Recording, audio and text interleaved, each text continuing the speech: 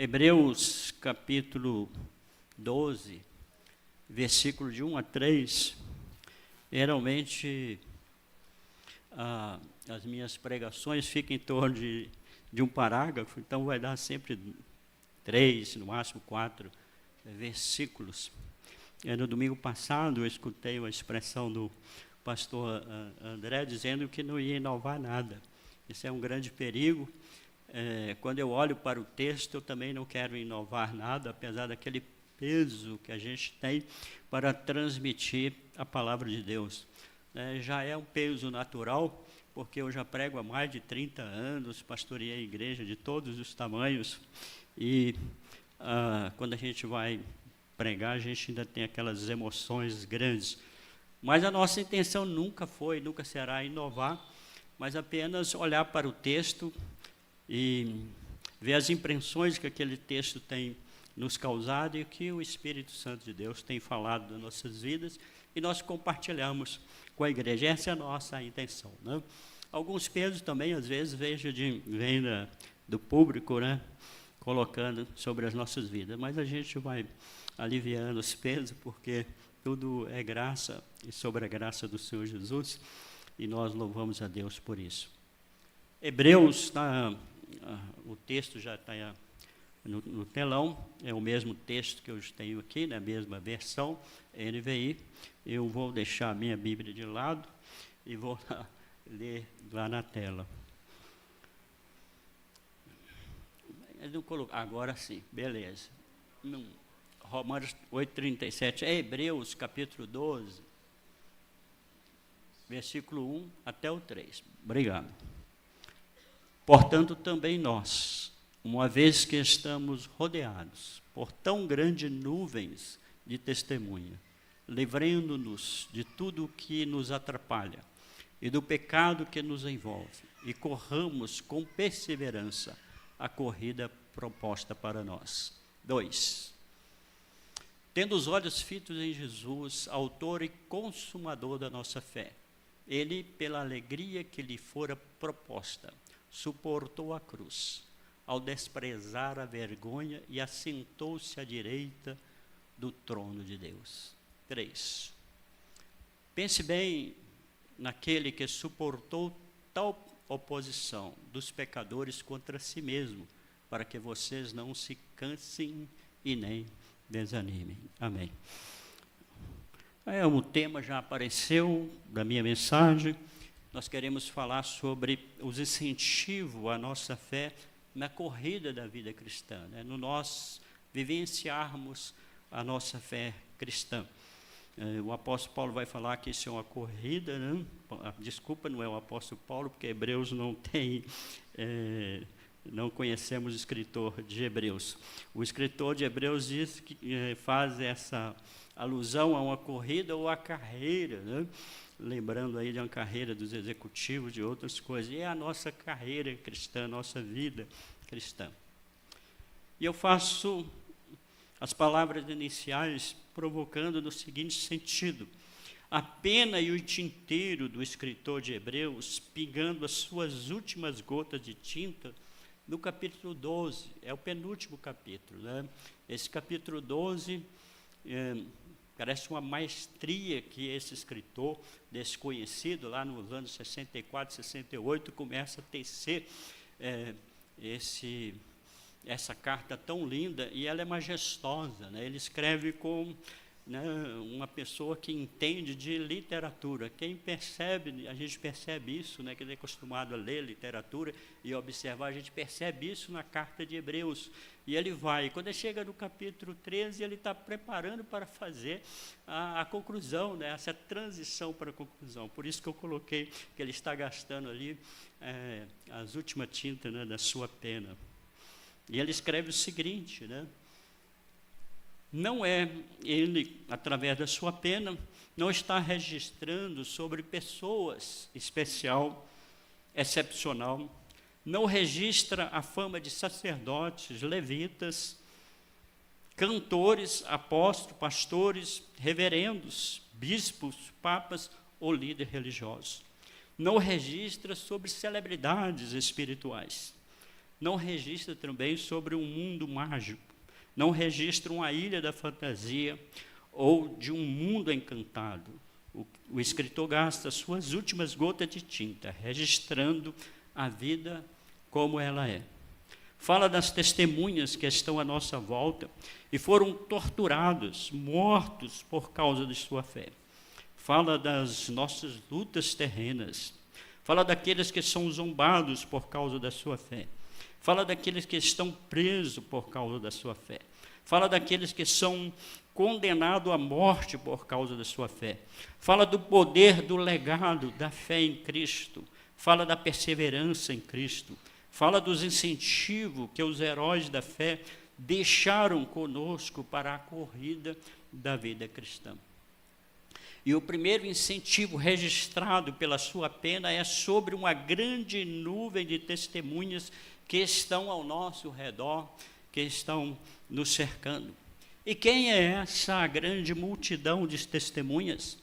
A multidão de testemunhas são os heróis da fé, mencionada aí no capítulo 11, tanto que ele começa dizendo, portanto, relatando aquilo que foi dito no capítulo 11, e basta ler o contexto que inclui o capítulo 11 e fazer a pergunta, que nuvem é essa de testemunha? Aqui temos gente de toda a fé no capítulo 11 como testemunhas para nós. Ou seja, quando olhamos para eles, que já correram fielmente, com tamanha valentia e desprendimento a corrida da fé, que venceram todas as lutas e dificuldades terrenas. O seu testemunho serve de exemplo para nós. Devemos também seguir a corrida de fé, olhando para os seus exemplos. Devemos ser encorajados pelos testemunhos deles que se deixaram consumir até o martírio, tendo em vista que Deus tinha algo melhor do que a vida nessa terra, neste mundo.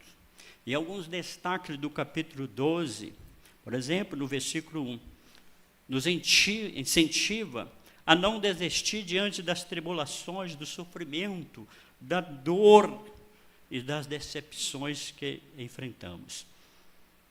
Nos desperta a abrirmos os olhos para ver os exemplos dos heróis da fé listada no capítulo 11. O versículo 1 e 2 nos lembra que a vida cristã é uma prova de resistência e de resiliência, uma palavra tão usada hoje. O versículo 3 nos impulsiona a buscar força em Deus para reinventar e correr com perseverança. E o versículo 12, ele nos lembra que Deus é capaz de fortalecer as nossas mãos enfraquecidas e os nossos joelhos frágeis, nos dando coragem para enfrentar os desafios da vida. O versículo 12 diz assim, portanto, fortaleço as mãos enfraquecidas e os joelhos vacilantes. E aí nós passamos para o segundo incentivo registrado pela sua pena. Como correr a corrida como correr a corrida da vida? E eu digo, de modo livre, leve e solto. Primeiro, nós precisamos de nos libertarmos de tudo aquilo que nos atrapalha. Ou seja, algumas versões de todo o peso que nos atrapalha. Né? Quem gosta de participar de corrida, e eu dava um dia no escritório do pastor André, ele tem várias medalhas lá, né, sobre corridas. O homem já correu muito, né? E eu continuo correndo, ainda tem algumas também. Mas correr com peso é difícil, muito difícil. Às vezes a gente vai correr com peso, igual você está lá na academia, só para fazer os exercícios, mas correr 10, 15 quilômetros não dá para correr, é difícil. Então nós precisamos libertarmos desses pesos para correr ou para viver a fé cristã. Ou seja, o supérfluo e o desnecessário que pode atrapalhar deve se deixar de lado. E cada indivíduo deve desistir e decidir o que é supérfluo e desnecessário na sua vida. O que será isso? E aí eu ponho algumas coisas, né? Livrar das coisas desnecessárias, livrar dos acessórios inúteis. Nada de excesso é bom em nossas vidas. Livre de tudo aquilo que impede que você seja um vencedor. E Paulo, né, nós já vimos o versículo aqui de Romanos 8,37 diz que nós somos mais, né? Em todas essas coisas, somos mais que vencedores por meio daquele que nos amou. Também nós precisamos nos libertar e ficar livres de todo o pecado que nos envolve. Ou seja, libertar dos pecados que nos rodeiam, que nos perseguem, libertar do pecado que tenta nos agarrar firmemente. E que pecados são estes?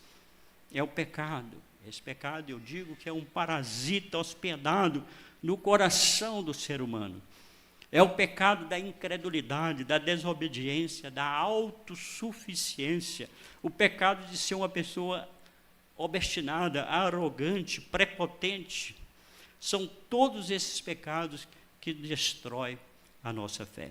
Precisamos nos libertar desses pecados para correr a corrida da fé com o coração puro.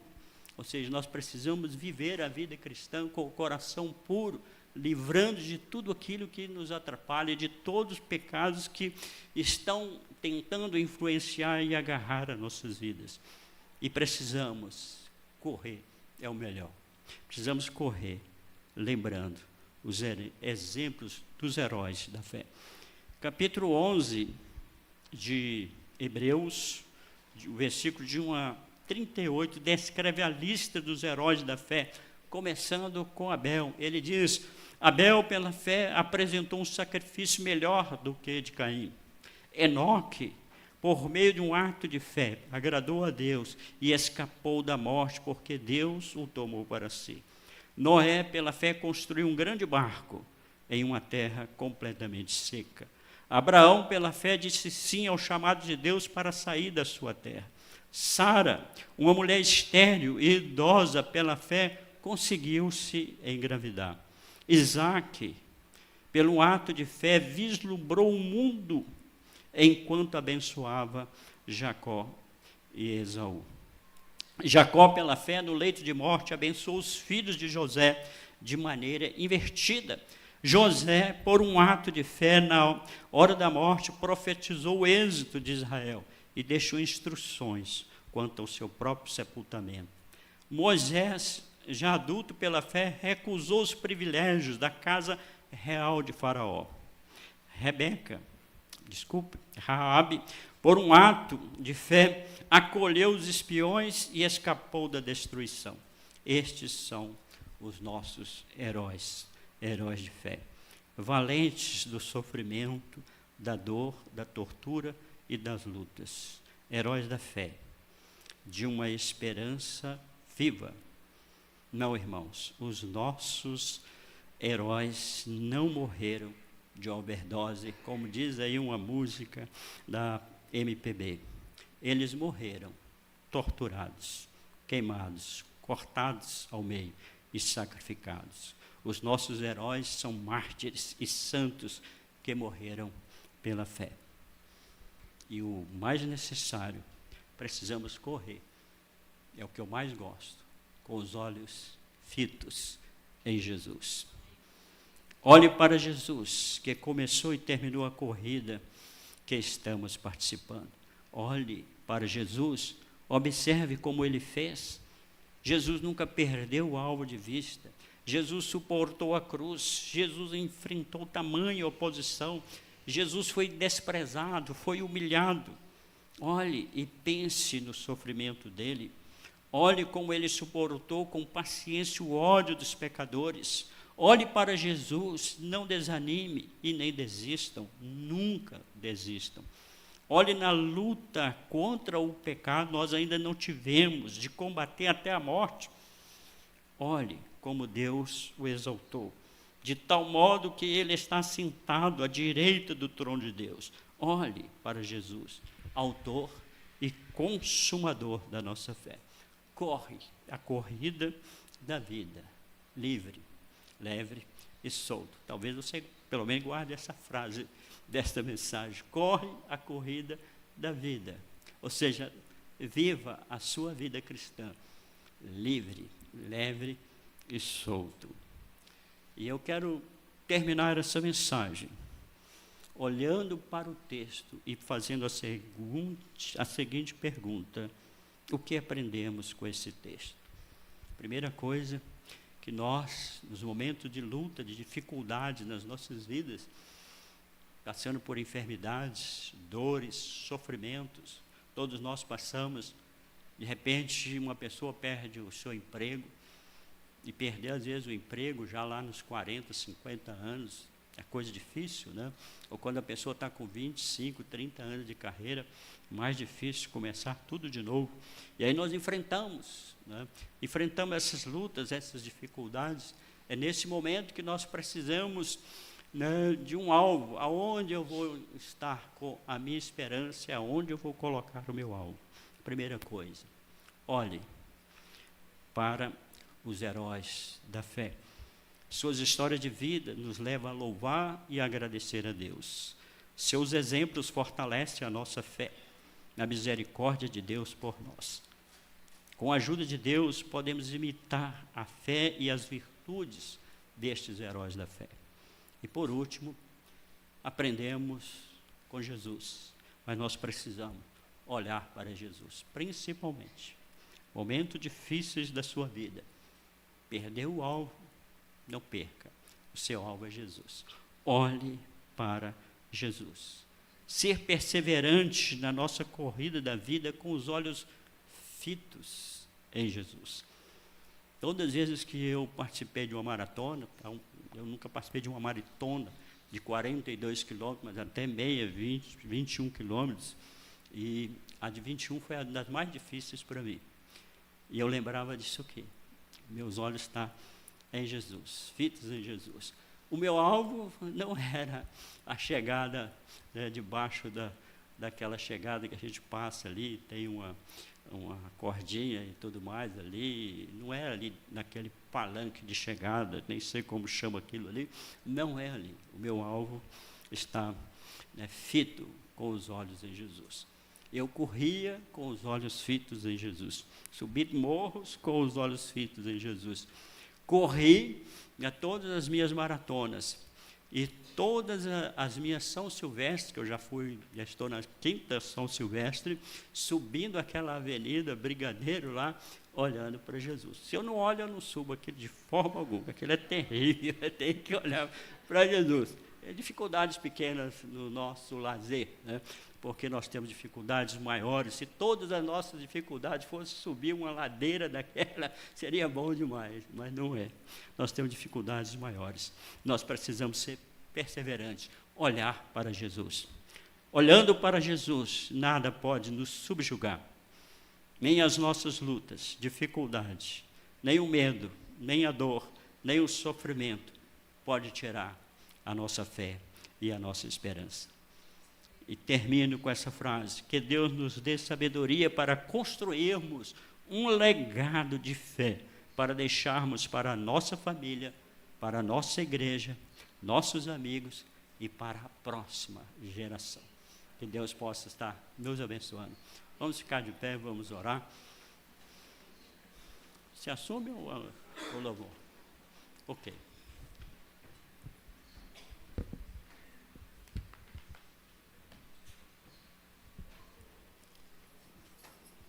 Senhor, nós te louvamos e agradecemos pela oportunidade de compartilhar a tua palavra, aquilo que nós lemos, observamos no seu texto e passamos para a tua igreja.